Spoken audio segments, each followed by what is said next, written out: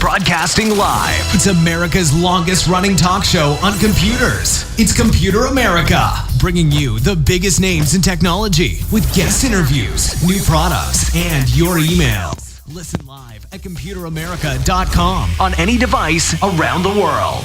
Email the show at live@computeramerica.com or find us on social media. Be sure to check out our website for contests, giveaways, show notes, live video stream, podcasts, and more. You're listening to Computer America.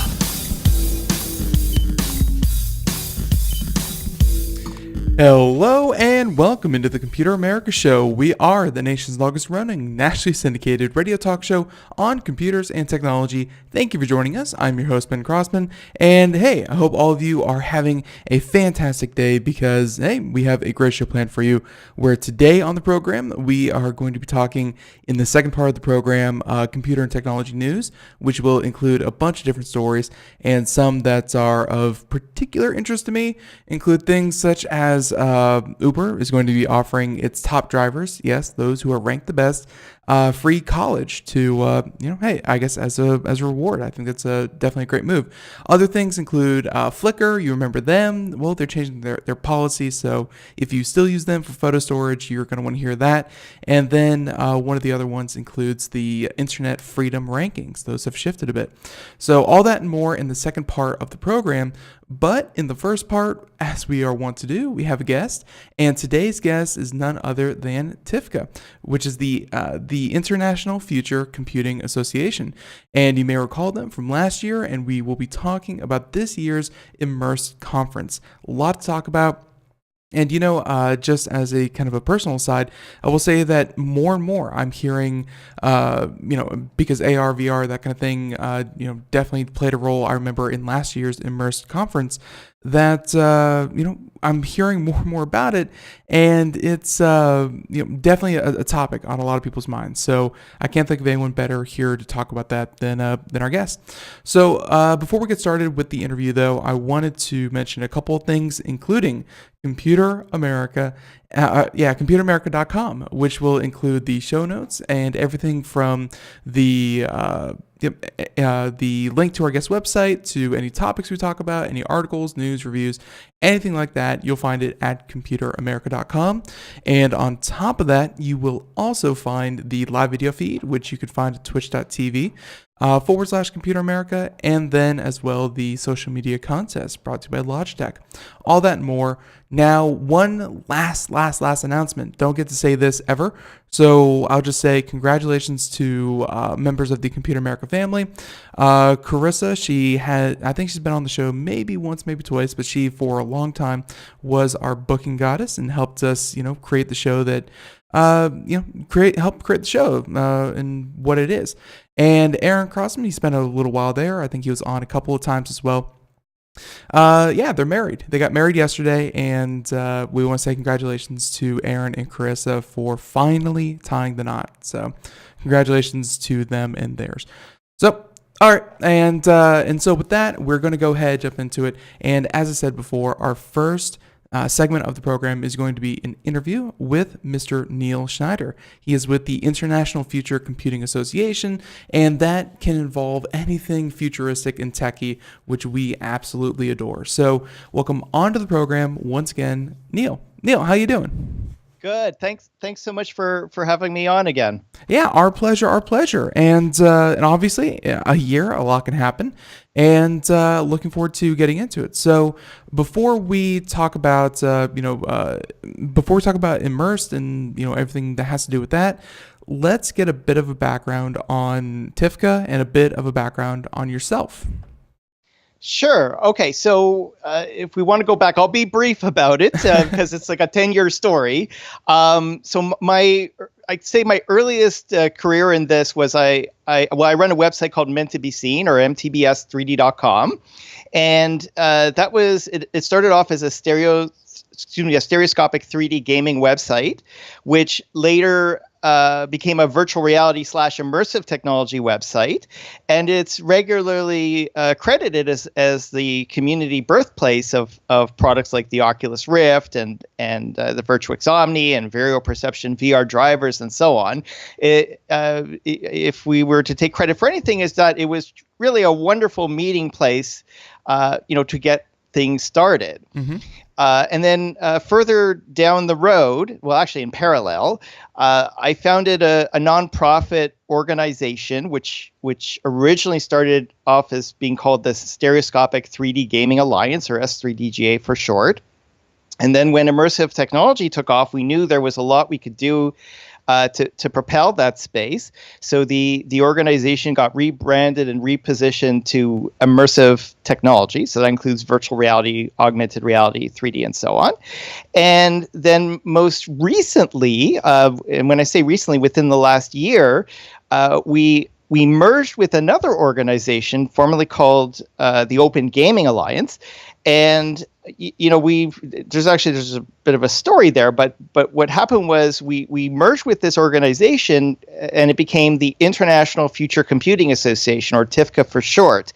But it went beyond being a merger. We realized that we could do far more as an umbrella organization that we are, mm-hmm. than either of us could do alone before. So we're very excited about this direction.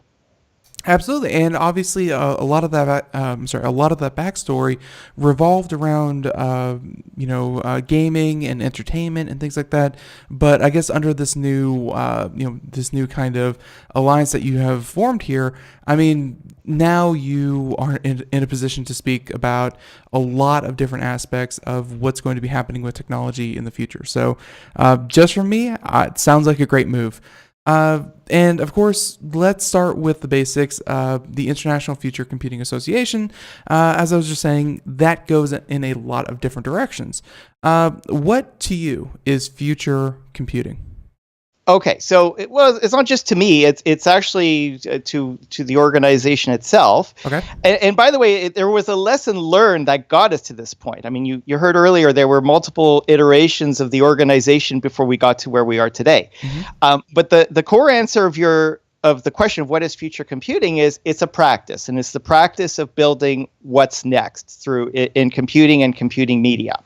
So in order to build what's next, future computing is divided into three specific categories. So category one would be compute performance and platforms. So that includes PC, console, mobile, cloud, artificial intelligence, machine learning. So that all falls under compute performance and platforms. Then the next pillar is what we call immersive technology. So this includes virtual reality, augmented reality, stereoscopic 3D, mixed reality, haptics. That all falls under immersive technology. Mm-hmm. And then finally, you've got what we call innovative content and applications. So this is, yes, part of it speaks to what's available today. I mean, people are innovating all the time. However, we have a particular interest in next generation content. So as the technologies develop content, we also have to rethink how content's created and how it's best, or not so much best, but effectively applied. So we're always looking at next generation development. So that's to do with innovative content and applications. So what we did with the organization is we wanted the organization to reflect future computing and future computing to reflect the organization. So for compute performance and platforms, that is chaired by Frank Soki. He's vice president at Intel. Then for the Immersive Technology Alliance, so that's representing immersive technology, as I described before.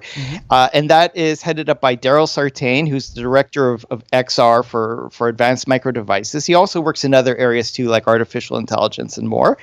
And then finally, for the Alliance of Content Creators, so that speaks to innovative content and applications, that is led by Wanda Maloney, who actually, she was formerly a board member with the Open Gaming Alliance, and she runs M2 Insights, and few are as connected as her in this space. So we have ourselves like a really strong team of people that really want to propel each of these pillars together. Sorry, go ahead. It's the team that you described there. It sounds like obviously, each one of them with their background and their current occupation, they're very interested in seeing what's coming in the future, just from a business sense. But you really have some very good talent helping push this forward. It's definitely nice to see. Yes, I mean we knew when the organizations were combining, and I'm talking about the Open Gaming Alliance and the Immersive Technology Alliance, and organizations can join all the time, but we wanted to do something different. We saw a big opportunity, and what we learned from the previous experience was there's always something next. Okay, so like when I started my career in this space, it was stereoscopic 3D. Then it was virtual reality. Then it was augmented reality. Then it was mixed reality. There's always something next, and it's not limited to immersive technology. I mean, you could look at the self-driving car. I mean, here's an example where you need compute processing power, you need content. There is content for the self-driving car. It's got artificial intelligence. You may need immersive technology for heads-up displays and so on. So it's all, there's a reason why these pillars are where they're at. And the other thing to realize too is that even though the pillars stand alone, okay, they could, you could have members in the organization that don't necessarily have an interest in immersive technology or don't necessarily have an interest in innovative content and applications, but they still stand to benefit within their pillar, but it's also interrelated. So I'll give you a really good example. I mean, let's use virtual reality as a good working example. It's something people are familiar with.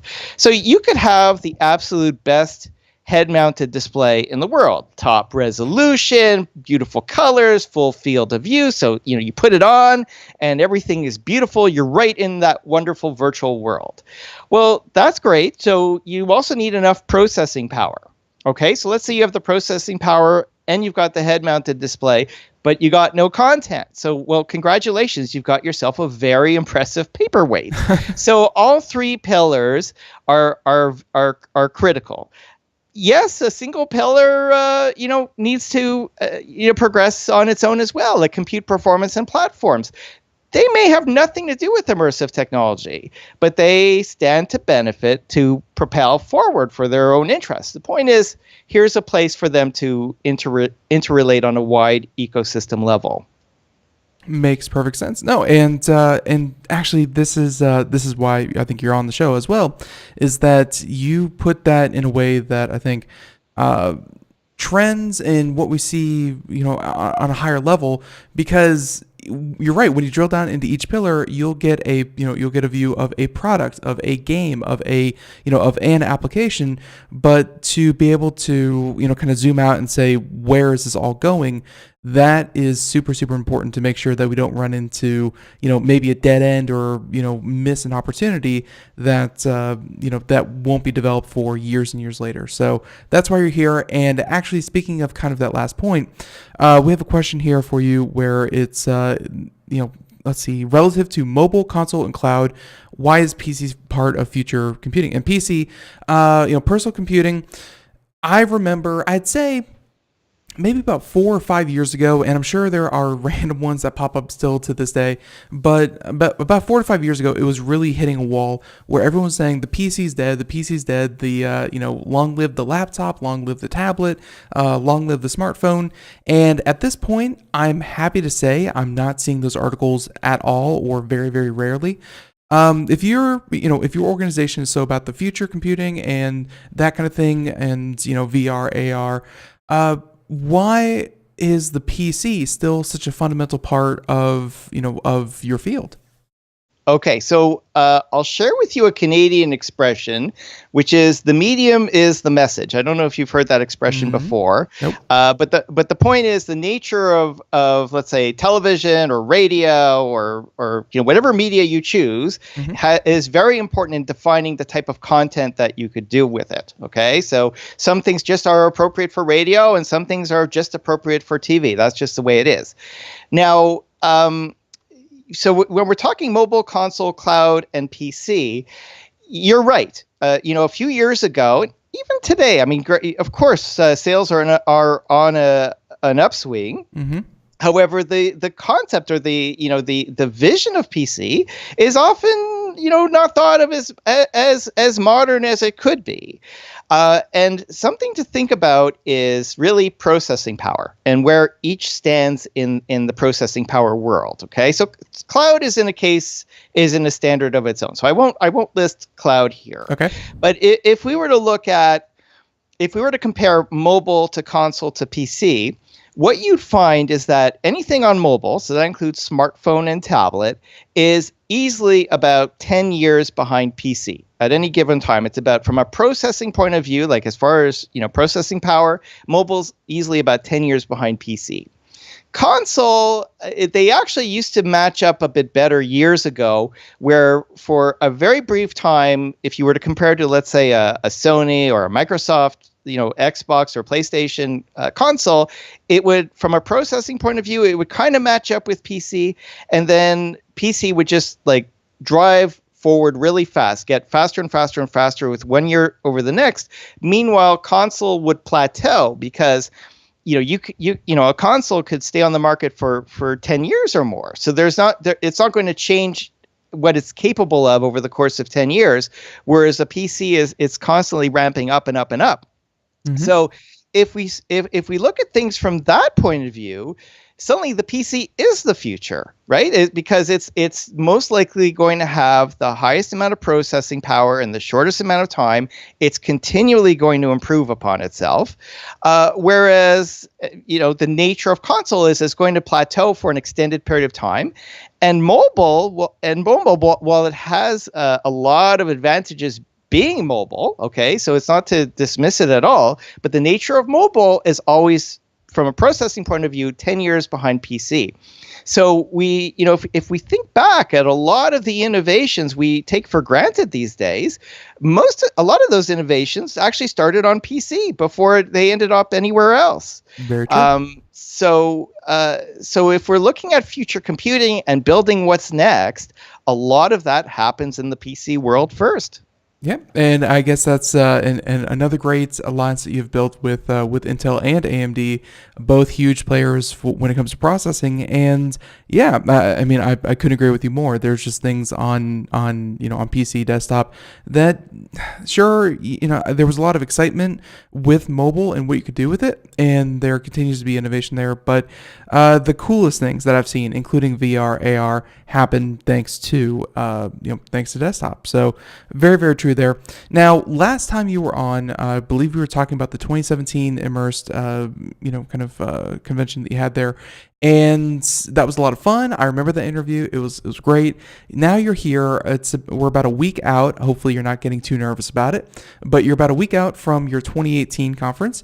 Talk about Immersed 2018. What is it? How long has it been around? And just give us a rundown over anything that's changed, or what can people expect at this year's Immersed? Sure. Okay. So we're going to be enjoying our 5th Immersed conference this year. I joke that it much like the other things I've worked on in life, it started as an act of frustration. What happened was so back in 2014, I was traveling regularly to the West Coast, to California, because that's where all the events were. So all in those days, they were all virtual reality, immersive technology events, and it was the place to be. And in fact, if you live in Silicon Valley, you have a really big advantage because the investment community's there, the media is primarily there. You have the technology makers are there. They have themselves a really good natural network. It was so much so, it still is so much so, that the meetups and the conferences could very well be the same. I mean, it's just because everyone's just down the street from one another. Mm-hmm. But here on the East Coast, not so much. I mean, this is why people had to travel to California on a regular basis, because they didn't have the same access here. Of course, we have a lot going on the East Coast. We just don't have the same advantages. So what we did was we identified that for the immersive technology market to grow, there had to be a strong presence on the East Coast as well. So entrepreneurs, businesses, content creators would have the things taken for granted out West over here as well. So what we did was we launched the Immersed conference in Toronto. This is back in 2014. And we've been holding it every year since. Now, what we did year to year is we try new things. So the first year it was a traditional conference. Second year we moved it to the Ontario Science Centre, which was one of the biggest education venues in Canada. We're very proud. And then in 2016, we identified a challenge where there hasn't really been an awareness among consumers around virtual reality. They heard of it, but they didn't really have an opportunity to try it out. So what we did was, for a one-time thing, we partnered with the Science Center, and we, in addition to having our professional event, we had a public event. And the public event had about 5,000 to 8,000 people flowing through over the course of I think it was like 3 days. It was a big thing, and that was very successful. And then we reverted to a more traditional event last year in 2017. Mm-hmm. And finally this year, what we decided to do was, now that we were pursuing future computing, which is inclusive of immersive technology, we had to address the other pillars as well. So the way we see Immersed is the conference reflects the organization, and the organization reflects the conference. So people, companies participating with Immersed aren't necessarily members of the organization, but we're fulfilling our mandate by having this event so that they can exchange and share and educate and be educated and really get the industry together at a really, really top executive level. Now, something that you mentioned there, and that all sounds great. And we're not there watching the video portion. We have your web set up. We can see the speakers, and you've really gone through a lot of effort to put together, this year's program.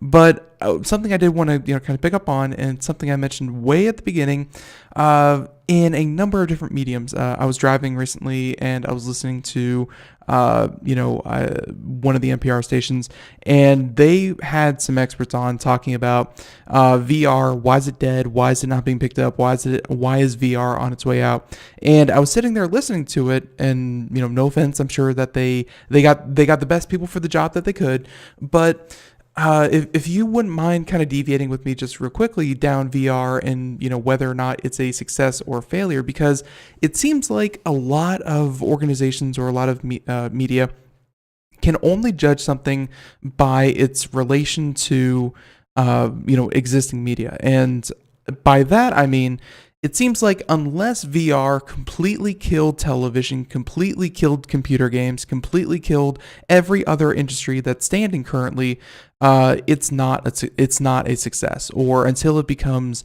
just completely displaces everything else, it's not a success.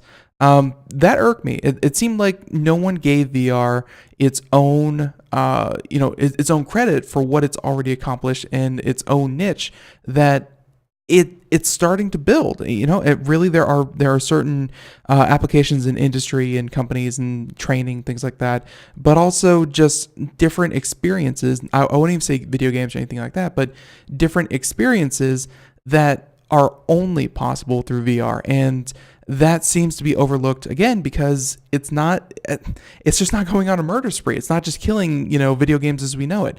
Obviously putting on Immersed, you're going to be talking with, a lot of people who are looking at the future and looking at the current state of it. How do you feel about VR? Are you still excited? Yes. However, it's important to recognize that virtual reality as a technology has been around for decades. It never left. It never just arrived. I shouldn't say never, but it's been around for a long time. What happened within the last few years, the reason why this is different from decades ago is it's suddenly a lot more affordable.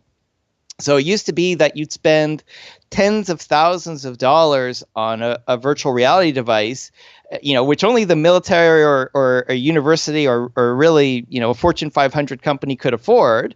And now it's in the hundreds of dollars. But going back to the question as to, where virtual reality is headed, it actually ties into what I discussed a bit earlier about future computing, because you need those three pillars. You need immersive technology hardware.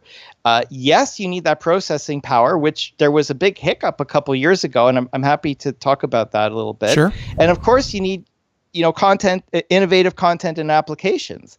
So going back to the hiccup issue, what happened was, I'm not sure if we talked about it last year, but I'll just do a quick refresher here, is that when the virtual reality devices were first put onto market, it was expected, okay, not just expected, it was promoted by a number of the research groups that it would be selling in the millions upon millions of units. Okay, this is how it was laid out. Okay.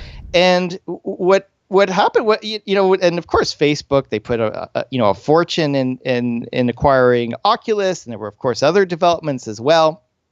And it actually, what happened was I was invited to go on an analyst call, and I had the same data as everybody else, and as far as X million units, and I thought to myself, if I'm going to go on record, I'd like to know what this is based on, and so I'll try to explain this as best I can. When the Oculus Rift and the HTC Vive, these are the PC-based virtual reality devices, when they were first announced, they also announced the required hardware needed to run them. Mm-hmm.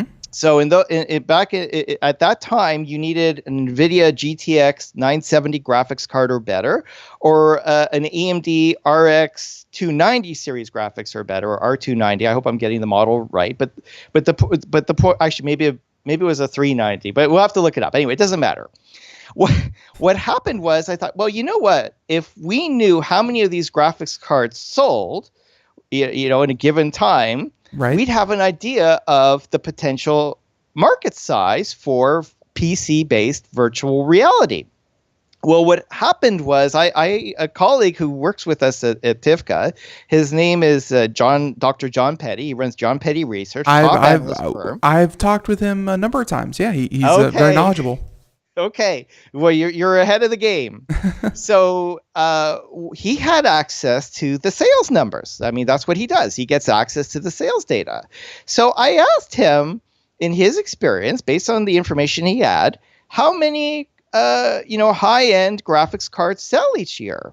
So that at that time, that level of graphics cards, only 3 to 5 million, at that level of graphics card, sells each year. Mm-hmm. Okay, so imagine through the whole world, only 3 to 5 million qualified graphics cards could be expected to be sold. And whether it's a good year or not so good year, it didn't really matter. That was the natural behavior that happens in that market. So you got to figure that, based on the number of graphics cards, a portion of them might be in a Crossfire or SLI setup, or an SLI or a cooperative graphics card setup where you have more than one in a single machine. Yep. We did a backwards calculation that there were perhaps maybe 3 million qualified PCs in the world for virtual reality. So if you figure just a modest percentage of them, like just to be practical, would buy a virtual reality device, we came to the realization that the most the products could sell in that at that period of time was about maybe 300,000 to 500,000 units. So here we are in a world where people were expecting millions upon millions of units being sold, but the reality is just the nature of the horsepower in the world. Okay. That defined the sales potential. So the follow-up to that was, we can't take credit. I mean, I guess maybe they went through their own analysis, but Facebook and others started to, change their sales expectations and so on, and what to expect and so on, and that's fine.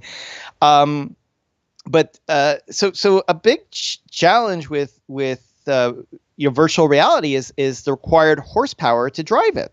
Okay. Right. So so this is why it's or at least one of the reasons why the sales are not the same as what was originally anticipated. Well, Neil, actually, I'm going to stop you right there. If you keep that that in your head, and if you don't mind, we have to go to break here in just a minute. Would you mind staying on and continuing? Sure, go ahead. Perfect. So everyone, we'll be right back. More Computer America, more Neil Schneider, and more getting into Immersed 2018. Everyone, stay tuned. More Computer America right after this. Greece is cheap. But the airfare costs a fortune. Paris? Not much closer, and again, airfare... What about Puerto Vallarta? Let's face it, flying anywhere is just too expensive. Wait, what's this? Low-cost airlines. With one call to low-cost airlines, you'll drastically slash your travel costs. We're talking insanely low airline prices to any of your favorite destinations. Where would you like to go? London, Rome, Costa Rica, Australia? Wow, that's cheap. So why wait? Call now to learn how crazy cheap it is to fly anywhere in the U.S. or international. Our prices are so low, we can't publish them. The only way to get them is to call to instantly hear the most amazing best deals on airline travel. It's that easy. So call now and start packing. 800-215-4461. 800-215-4461. 800-215-4461. That's 800-215-4461. We are all Brother Wolf. 10 years ago, a group of locals banded together to create positive change. We took animals into our homes, held adoption events at local retailers, and talked to the community about our mission to help build a no-kill Asheville. A decade later, we have achieved so many victories for animals in need.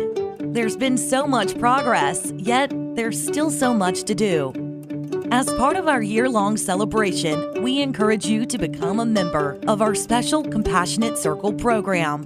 With a monthly donation of $10 or more, you will have behind-the-scenes access to the work we are doing at Brother Wolf. Our goal is to reach 1,000 members because we receive no government funding. Working together, we can help build and sustain no-kill communities. Learn more at compassionatecircle.bwar.org. We are a 501c3 tax-deductible organization.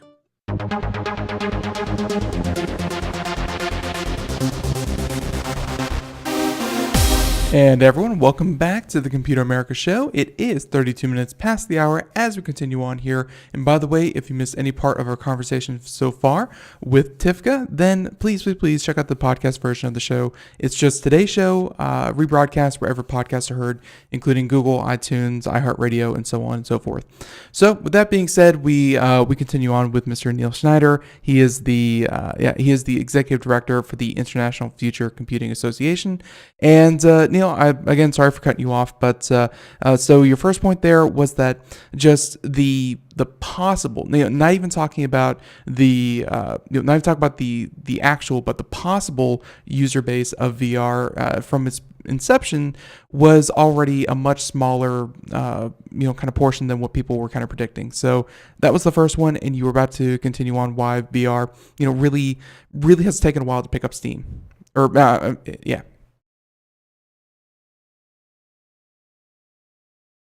approximately how many graphics cards that were qualified for virtual reality, were going to sell, or how many had sold and how many we expected to sell based on market behaviors that have been developed over generations, really. And that effectively dictated approximately how many VR devices would sell on PC. Now, but the good news story of this is that the market didn't just sit still. They almost immediately responded. They introduced software techniques that they could get more virtual reality performance out of the same devices, or different types of shortcuts that you could that VR would effectively work on earlier hardware. Even today, they're doing some exciting technologies, and one of the advantages with computer technology is there's something called Moore's law, which means that every 2 years, the circuitry, on a CPU wafer effectively doubles. And I know there's always that argument, oh, Moore's law is almost dead, but it still continues on somehow.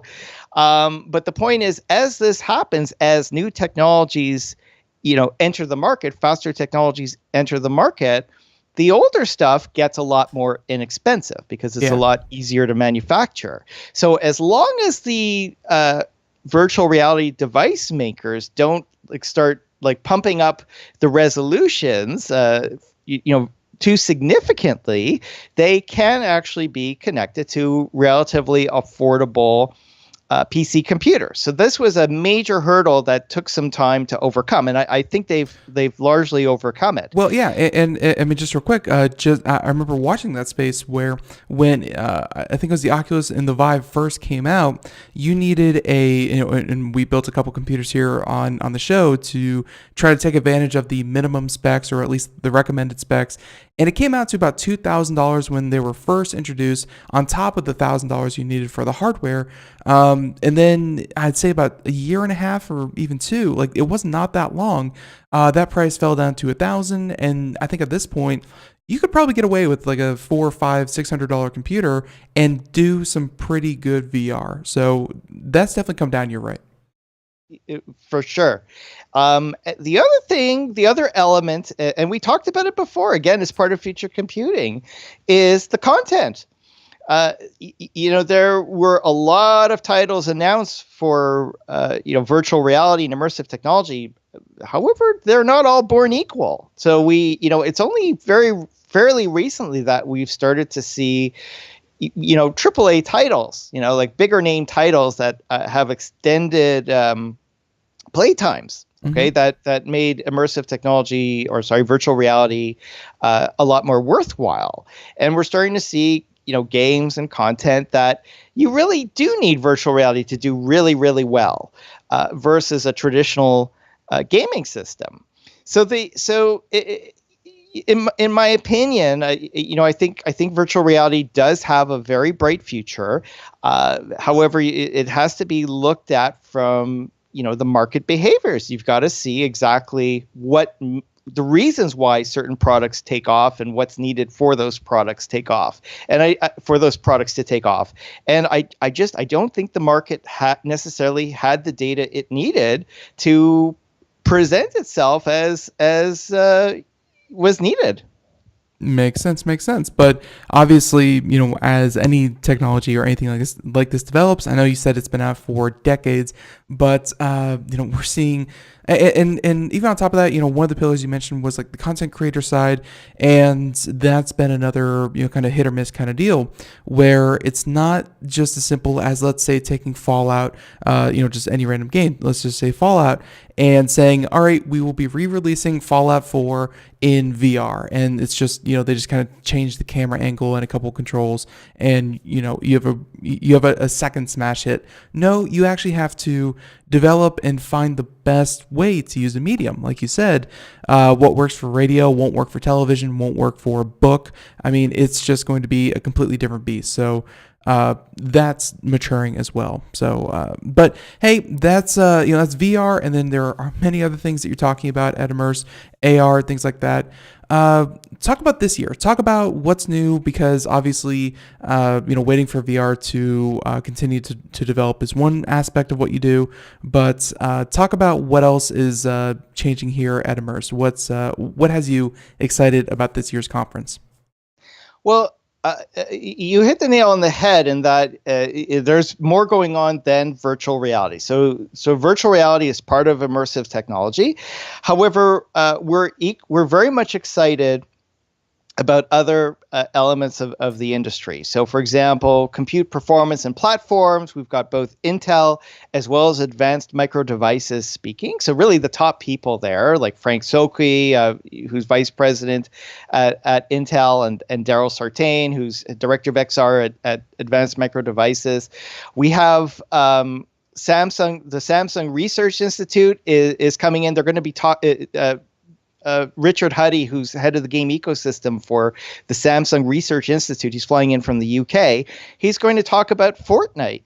Fortnite, of course, that's actually a pretty popular. Yeah, really popular. And some innovations were needed to get it working on Android versus the other platforms. So he's going to talk about things that had to be done, some industry-backed initiatives that had to be done that makes Fortnite possible on Android today. Going back earlier in our discussion, I think it came up, about successes, in immersive technology and future computing, and not necessarily taking off. Well, the stories we have at Immersed are success stories. We wanted just a percentage of the speakers and the presentations to be about the technology itself. We wanted a lot more of it to be, what's being done. How are these technologies and future computing, how are they being actively used today versus, what do we want for tomorrow? So yes, we're very excited about the future, but that future has to be based on a very viable present. Mm-hmm. So you're going to see there's quite a few speakers that are talking about what's being done today, and they're making a living out of doing it. That is, I think, the best part, because the more people who can dedicate it, and it's not just a passion project. It's not just, like I said, a side project of an existing project, but they can really focus on, maybe, mixed reality seemed to really take off with things like Pokemon Go, or I guess I should say augmented reality. Seemed to take off with things like Pokemon Go, but then we didn't see really anything else but exact clones of, kind of Pokemon Go, and doing almost the exact same thing, when you could take it a step further. You could take it in a different direction. And the more people who can do that full time professionally and really explore that, that's super exciting. So you mentioned a couple speakers. You mentioned some from AMD, from Intel, from many other places. I see a familiar face in this lineup here on your website, Mr. Neil Schneider. And so talk about some of these other speakers. I mean, obviously some from the hardware developers and manufacturers, but you also have some from, Outer Realm, the Affordance Studio. So I guess some content creators. Talk about some of the other speakers that you're, happy came on board this year. Well, it's actually more than a single speaker. It's actually a group of speakers that are coming on board from Lenovo. Lenovo, they speak to virtual reality and immersive technology. They have a standalone head-mounted display called Daydream VR. But it's available in the US, but they're launching in Canada the Lenovo VR Classroom. So what they're doing is they're enabling, educators in classrooms to do exciting things with their students, and they're actually going to show some work they've done with the Jane Goodall. So that's an example. So, everything at Immersed is about, what's in play today and how can it benefit us today and what can we look forward to tomorrow and why. Just, and I mean, just real quick, and then you can continue on, but just to entice people about a future show here on Computer America, we should be having a researcher from the University of Virginia, I believe, who is using virtual reality to help vet students learn about the anatomy of animals. And essentially he found out that students learn much better when they could shrink themselves down and enter the skeleton and the organ system of a dog, as opposed to just looking at a diagram with arrows pointing to it. VR and AR being used in education is hugely exciting. So I'm glad that Lenovo is going to come and speak to that. I joke when it comes to like augmented reality and mixed reality. I joke, just think of how many frogs will be saved from dissection by having these virtual versions that can effectively teach you the same thing. Mm-hmm. So, but just some of our speakers. So let's take a look-see here. So, okay, well, AJ Fry, he's one of the co-hosts for a show called Heads Up Daily on Jinx Esports TV Canada. He's an interesting guy for sure. He used to be on Space Channel and MTV Canada, and he's really into esports, and he covers the esports area. And he's going to talk about some cool stories that he's seen while he's covered the space. Josh O'Kane, he writes for the Globe and Mail, big national newspaper here in Canada. He writes for Report on Business, so he's running our Futurist panel. Let's take a look, see here. Oh, okay, Mike Demaging, he's vice president of marketing at Servios. They have a really cool video game out now called Creed Rise to Glory. So I suspect you know the Rocky series the Rocky movie series, and now they've got the Creed movie series. So this was, I mean, they do all kinds of stuff, but their most recent title is this boxing game that you play in virtual reality. And I got to tell you, I never felt so out of shape after playing this game. It was, oh my goodness, my family's ashamed of me to watch me play it because I'm so out of shape. But you really are in the ring. You wear the head-mounted display. Your controllers are boxing gloves, and not only can you play head-to-head against the computer as you work your way up the ranks, but you could play other people through the internet as well, and it's really, really something else. Let's take a look here. Ricardo Wagner, now he's with Microsoft Canada. One of the challenges with video games and with computer technology in general is making it applicable or not so much applicable but accessible by people who may have physical challenges, who may have difficulty using a traditional keyboard and controller system. Mm-hmm. So what they do is they find ways to enable like computer technology so anybody could use it. So it's much more inclusive. So we're very excited to see what he has to share. Let's see here. Pascal Langlois. Okay, so he's CEO of a company called Collective Intent. He's actually a contractor with Ubisoft as well. He's really a wizard when it comes to motion capture. But he's going to talk about, this is really interesting, is how can they use motion capture to, let me explain this a different way. Some people, they have difficulty with facial control. Like, when we smile, you and I smile and we wink and we take it for granted. It just happens. But there are people in the world that don't have that muscular control.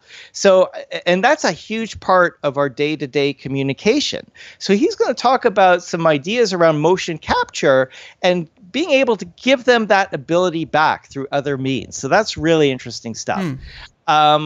Let's see. Ofer Shai, he's director at Omnia AI at Deloitte Canada. So he's going to, one of the huge markets that, it's been developing a long time, but people have just realized it, is artificial intelligence and machine learning. So he's going to be talking about the markets and how it can apply to businesses today and so on. So really exciting. I have to say that last one in particular, it really took everything by storm. Like kind of in the same vein that the Bitcoin and the blockchain and that entire series, that was a rough year to be in technology because every company was like, hey, we have our own coin, we have our own this, we have our own, we are starting to utilize the blockchain. And it's like, it's a cool technology, but just slapping blockchain onto your name shouldn't give you that much of an increase or a competitive edge. It was a rough time. So machine learning, AI, you definitely need someone out there to kind of cut through the BS and tell you that, yes, this is a viable technology and here's how it's going to change the world. It's just not overhype it. So that sounds perfect. Everybody at Immersed has a story to tell. And when I say has a story to tell, I don't mean, this is what we want to do and we're going to see you in 5 years. Mm-hmm. They have a story to tell today. So I'll give you another good example. Sure. Brianna Brownell, she's founder and CEO of a company called Pure Strategy. And what she does is they have an artificial intelligence. Okay, let me explain the problem. Sure. The problem is that when you're a company and you have online customer service, you get all kinds of emails and text messages and customers saying this and that. And it's really a huge challenge to read it all, absorb it all, understand what the customer is saying, and to figure out where you need to go based on what customers are telling you. So what they do is using artificial intelligence, they're actually able to have a system analyze this data, analyze what customers are sharing and saying, and advising the companies, in a nutshell, what people are saying to them. So this is, I hope I'm doing it justice, but the point is, that's an example of how artificial intelligence could positively impact business today. And of course, she's going to be talking about it at Immersed. Right. So, and all that more, I mean, you have all your speakers right up there if anyone wants to go check it out. Now, speaking of some of the other, kind of ways that people can get, can kind of get a piece of the action here, I believe you have something called Students' Night Out. Could you explain what that is? Yes. Okay. So what happened was, for the past few years, Immersed has primarily been, a business-to-business event. But the thing is, the students, when I'm talking about students, I'm primarily referring to post-secondary students, so college, university students. These are the entrepreneurs of tomorrow. And if they're not entrepreneurs, they're going to be career people. So we wanted to put together a special event targeted to students and post-secondary faculty that will give them a grasp of what's happening next and why. So we have a selection of speakers that are speaking in the main program that will also be speaking in a separate program on the Friday night, November 9th, from 7 to 10 p.m. Eastern Standard. It's only $20 entry, but you have to register in advance because there is going to be some catering.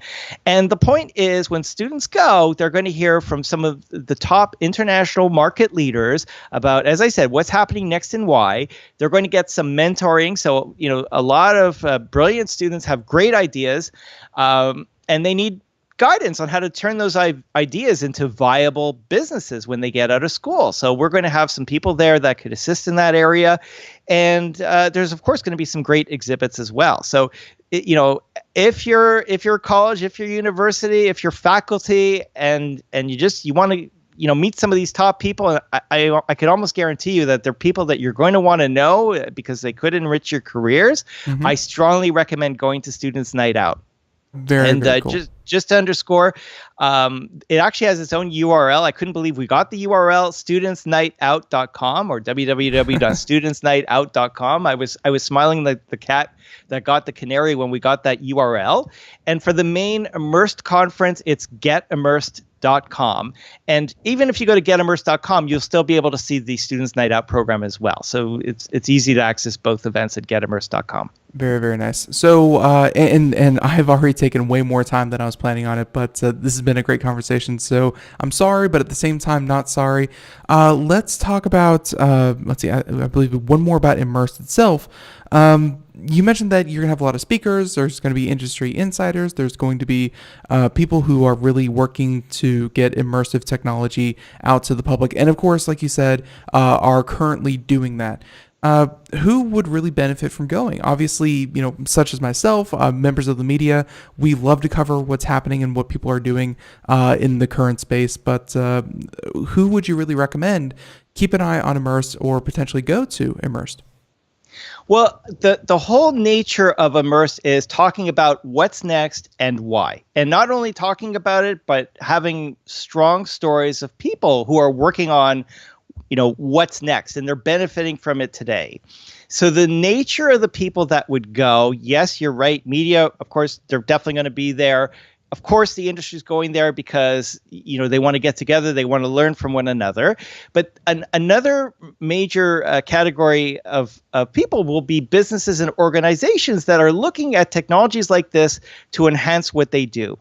And there are 5 core themes of Immersed. So as I mentioned, we talk a bit about the technology, and it's the stories that are equally, if not more important to us. So the 5 themes are entertainment. So that includes video games, Hollywood, and so on. Mm-hmm. Education. So that includes training, manufacturing and consumer experience design, healthcare, and business. And when I'm talking business, I'm talking about using these technologies in our day-to-day businesses.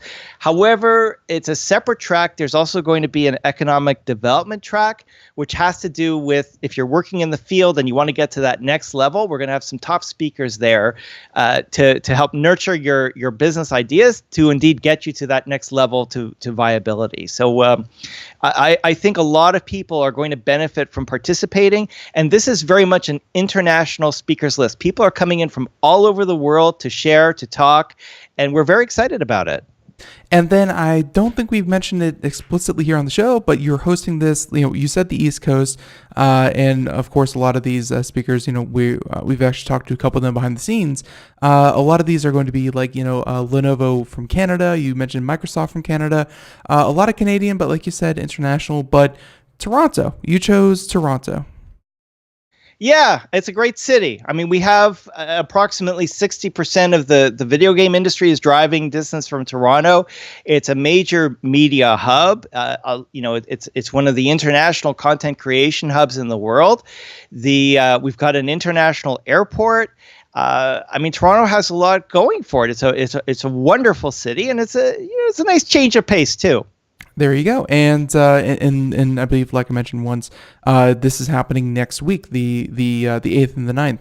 So, and also, let's just say people, how are people going to kind of, are you going to record your guest speakers and put them on YouTube? Are you going to let the media do their thing and pull the information and share it with their audiences? How do you, spread the word about what you're doing at Immersed? Yeah, we do. Immersed is one of those things where you really have to be there. Okay. Like we do try to tape some of it, but it never really captures the magic of being there in person. The media, of course, they could. We haven't had any problems with media doing with the content what they will, because they benefit from it and they spread the word, and we're very happy with that.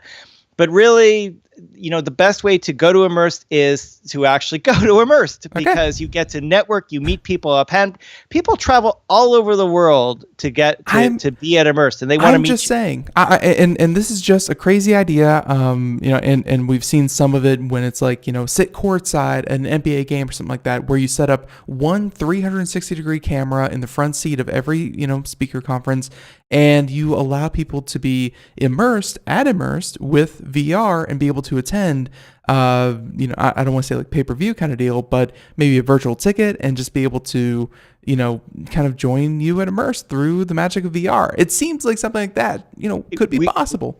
We've kept an eye on that. Believe me, it was it's come up more than once. We just have to figure out the right recipe to do it. Yeah. But it's we like really what makes Immersed is that networking, is that opportunity to meet people and to get business done, and because it doesn't just begin and end with the presentations. I mean, we have. There are these whole networking periods, and that's really where the action is. So, we do record. I mean, we do put some presentations up, but I find it just doesn't do justice to the actual event. No, I just want to add one point, if I may. Sure. For your listeners, we'll get, we could share a discount code if you like, so they could save $100. You and me should definitely talk about that, and we'll throw it up in the show notes if anyone is interested, and we'll definitely talk about that after the show. But and hey, we'll announce it on the air. Of course. When we mention it. So yeah, but thank you so much. Absolutely, we definitely love discount codes and things like that. So looking forward to that. But I think, we have like 2 minutes left here on the program, and I think I'll give you the last word. If people want to find out more about Immersed or TIFCA or anything we've talked about here on the show today, where would you recommend that they go for more information? The best place to go would be getimmersed.com. So GETIMMERSED.com. And if you want to learn about the organization itself, it's TIFCA.com, TIFCA.com. And if you have any questions, by all means, contact us. We're here for you, and we're hoping you can make it out. Perfect. And yeah, thank you so much for coming on the show and telling us about this year. You seem like you've put together a great show, and I can't wait to hear more from it. And hey, I think that our contact that put us together is helping us to get some of the guests who will be speaking, and after the show they'll be talking about their experiences at the event as well. So looking forward to that and hearing more of it. But in the meantime, everyone, Mr. Neil Schneider, he is the executive director for TIFCA, and Neil, thank you so much for coming on. This was fun. It's always a pleasure. You do the best interviews. Yeah, thank you so much. And until next year, or much sooner, let's hope so. Neil, have a great day. Thank you so much. Okay, take care. All right, bye-bye. And everyone out there, the music means that we are done, and we want to say, hey, thank you for joining us here on Computer America. It was a lot of fun. And if you would like to hear any part of that, please feel free to check out the recorded version. We have the podcast, and of course the video portion that goes up on our YouTube. And hey, check out TIFCA. It sounds like they still have tickets available. If you are in the Toronto area and you'd like to check that out, highly encourage you to do so. Even if you are just, maybe Students Night Out, or if you are a member of the press, I am kicking myself that we are not anywhere near it. But hey, maybe next year we'll take a ride out and do it ourselves. But in the meantime, everyone, thank you so much for joining us here on today's program. Catch us tomorrow. I believe we might just have an interview with Advanced Solutions, and we're going to be talking about election meddling, election fraud, things like that. So until next time, have a great day, stay safe, be good, everyone. Bye-bye.